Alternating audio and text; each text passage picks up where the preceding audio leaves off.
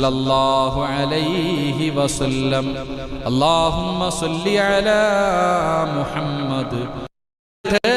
ഇവനെ ഉമർ ഇബ്നുൽ ഖത്താബ് തങ്ങളുടെ മുന്നിൽ കൊണ്ടുപോയിട്ട് ഇവന് വേണ്ട ശിക്ഷ മേടിച്ചു കൊടുക്കണം, വിടാൻ പാടില്ല. അങ്ങനെ പുറകെ പോയി അവസാനം നോക്കുമ്പോ സുബ്ഹാനല്ലാഹ് ഒരു വീടിന്റെ മുന്നിൽ ചെന്ന് ഒളിഞ്ഞ്, രാത്രി ഒരു വീടിന്റെ മുന്നിൽ ഒളിഞ്ഞ് ചെന്നിട്ട് അങ്ങോട്ടും ഇങ്ങോട്ടും നോക്കുക, ആരുമില്ല.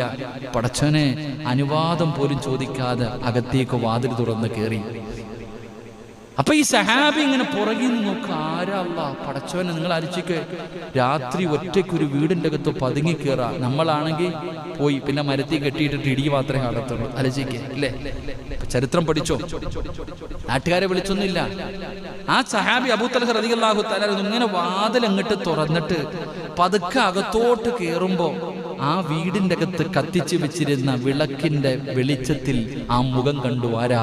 മഹാനായ സയ്യിദ്